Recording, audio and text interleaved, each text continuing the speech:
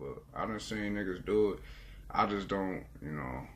Al Horford, he a star, but he ain't all that. But he a solid ass center. Don't get me wrong. He a solid ass center. Like, he's smart too, you know. But I mean, I've seen niggas do that shit. I've seen Paul Gasol do it. I mean, I don't know if he a real center. If you want to, I know he been playing center as of late. No, he's a center. You know, people, you know, when he was in LA, he was playing power forward, but because he a soft center, but he a center. Spaniard.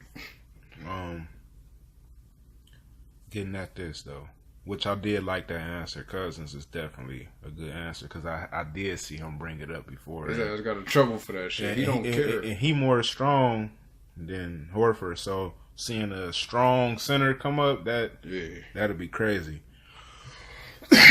Excuse me. Now, this is for the big news. MJ conspiracy. It's a video out on YouTube, and that shit is making it seem like MJ got a whole conspiracy up against Kobe, a whole conspiracy up against LeBron, and it's a couple of weird trades that he had control of that dictated the teams stopping Kobe and perhaps in LeBron. Now, to the listeners, it might sound like a bunch of bullshit, but it's actually pretty cool, pretty interesting. Even if it wasn't happening on purpose, at least, you know, Jordan just got that type of magic. Now, back in the day when Jordan retired, well, you know, after he retired the last time from the Bulls, and he came back to the Wizards, he had some type of, I believe, some type of either ownership or he was some type of management where he was a GM, and he was calling the shots. He was able to pull the trigger. Now, he made himself look better by getting rid of Rip Hamilton, who I believe averaged maybe just a point or half a point over him. Mm-hmm. You know, so then that made him the lead and scorer for the Wizards that year, and also sent Rip Hamilton to a team that ended up stopping the Lakers that year. Now, well, not that year, but just in the upcoming years. Sorry, yeah. Some of these happened maybe the year of. A lot of these didn't. You know, maybe two didn't.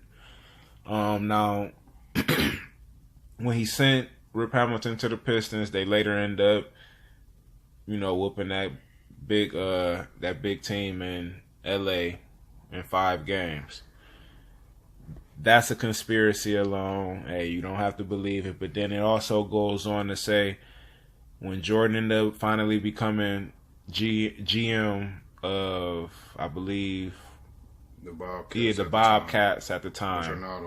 Which are now the Hornets. Thanks. And they basically gave him all type of control where they let him get rid of Tyson Chandler, who was a damn good fucking center. Right. You know, that nigga, we don't even have to speak on his resume. He got a ring, and he was definitely a good part of that shit, you know. Yeah. And he definitely could have brung that New York team with Melo and them. Man, I don't know how them niggas ain't get that shit. Man, he been on a lot of good teams. He is a part of a lot of good teams. Respect to Tyson. But Jordan did a dumbass trade where he sent Tyson to the Mavs, believe in 2010 or 2011. Sent them there for a bag of chips, but nothing back. And all air. They end up winning. Right. Then I believe 2-3 years after that, the year that San Antonio ended up winning, I think that was 2014. 2014, he released Boris Diaw from the roster. Y'all can search this shit up. He released Boris Diaw from the roster. I think Boris was on the Bobcats too as well. Yeah, he was on the Bobcats, and he got released. Oh, yeah. And they sent him to Pop. And then he ended up playing a good ass. You know, he was running points sometime and coming up and shit. You know, Boris Diaw used to be a goon back in the day on the Phoenix Suns. That's probably the last time that they really was hard when he was on there. But you know, he done got out of shape and shit. But you know, that that year it stopped LeBron from getting another ring. You know, so people, if y'all really want to do the math, how many times did LeBron lose? 5? 5, yeah. He lost 5 times, man. That's a whole nother 5 rings that he could have had to his 3. Yeah. You know, and a couple of those were I feel like Jordan is that petty to try to send little motherfuckers like that's team players and shit. He ain't got shit to lose. You know, when you sent away a DL who's a perfect team player, he showed that his whole career to me. Right. Send away Tyson Chandler, another perfect teammate. I don't get it. I think he was trying to stop him, man. Hey, you never know, man. He was smart enough to do it, you know. Ultimate competitor. Now, have you heard that Drake's Family Feud on Wayne D6? Yeah.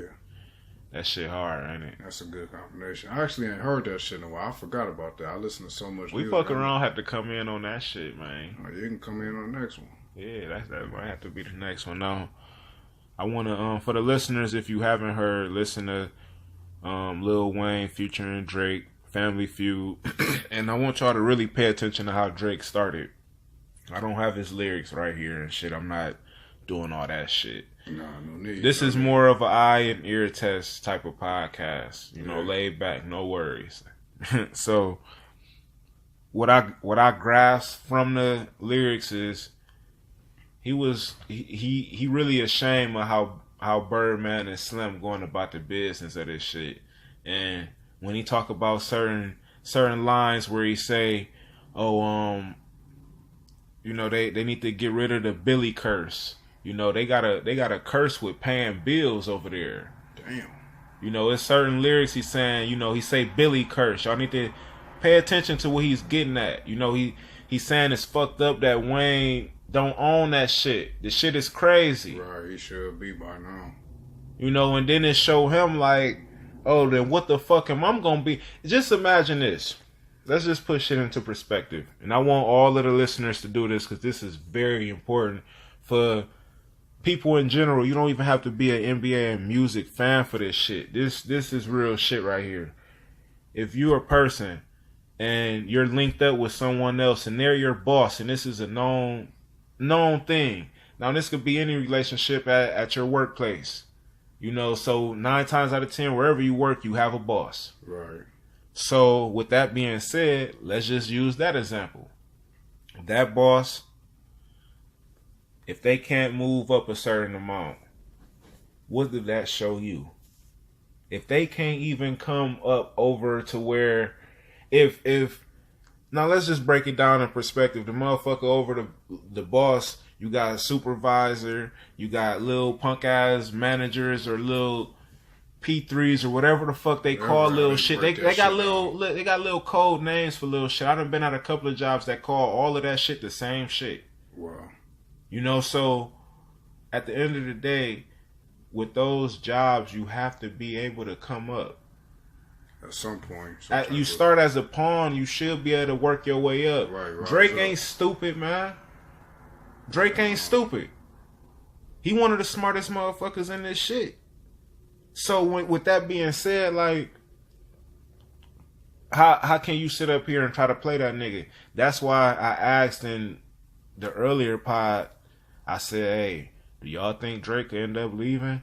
Y'all probably laughed. I don't know. But this is a serious question. This is serious. Like, this nigga could really end up saying, hey, deuces, I'm gonna have to go, cause, you know, but he's smart. He's so smart, he know that him, Nicki, and Wayne together is worth more than just him by himself. No matter what the fuck he start, so he fuck around, sign them to where he the boss of them, but they getting paid more than what he get paid, and that's just how he keep the boss title. Like, Drake cool like that, bro. Like, Drake making guap, but he also getting fucked over at the same time. So just imagine the amount of money he could have. You know, like, I feel bad for people like him because he a nice motherfucker and you could see it. You could see it, but, you know, he got some goons around him. You know, it's a nigga named Jay Prince who You know, there's some niggas that protect that nigga. He got some goons around him. You know, niggas who got to. Right, you got to. Everybody got to know how to move out there. But what I'm getting at is you have to be able to move up in any business. If your supervisor, no, let's just say the P3. If the P3 can't turn into a supervisor, and the supervisor can't turn into a boss, what the fuck is you doing there? Not a damn thing. And that's what Drake is noticing. Yeah, that's pretty fucked up.